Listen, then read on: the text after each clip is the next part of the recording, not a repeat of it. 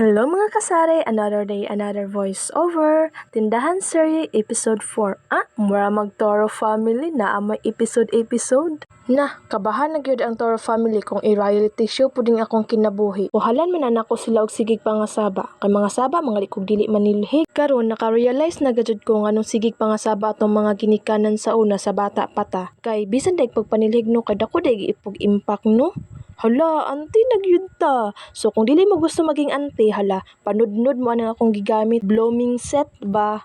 Kung curious mo kung unsay sulod sa atong blooming set, natay Skin Renew Cream, Sun Protection Cream SPF 35+++, Skin Renew Toner, duha ka Kojic soap ug high quality and super soft cotton balls. Dili ni siya sponsored pero pwede ninyo i-check out sa akong yellow basket. So i-check out nyo na yan. Kita ninyo diha sa video na ako'y kauban na bata. Laki, ganahan pud siya. Padili-dili pa siya ganina pero ganahan pud na. Tanawara, nagsamok na ang bata. Nangilay pa ganita. Nangilay na ko gamit ang atong O2O product. Ug i-check out na ninyo sa atong yellow basket. So diba, super plakado ang atong kilay. Nakatigo ko pangilay atong nagkatrabaho nako. Sa pag high school nako, dili man mi mangilay kay wala man sad na namo. Unlike karon nga mga aesthetic kaayo. Sana all kami sa una magduwa pa man mi og Barbie, Julin, Tex ug mga lastiko. Labi na ka ng mga lambadyong, mga Chinese garter. Mao jud nay halinon sa una. Tas dili pa jud kakauban kung dili mo sugot ang ilang leader. So karon kay nahuman naman ko pagpagwapa, so diri na pud ta. Unsay gwapa-gwapa oy, diri hinlo tawag isda kay wa tay kanon, wa tay sudanon. La, nakahinlo yung isda ang inyong Disney princess. Naday Disney princess nga mo hinlo og isda. Diba, independent girl ka hala. Paningkamutin ang imong isda diha nga mahuman na nimo hinlo. Bahalag hinay, at least lahutay. So karon kay talihuman naman ni atong voice over mag life lesson sa pudta. So jud ay mahimong kinamaguwangang anak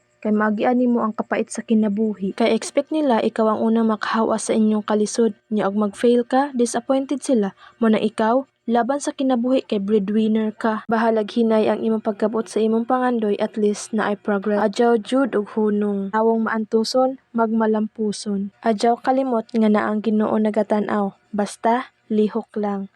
Kay ang atong mga puhon na ay paingnan.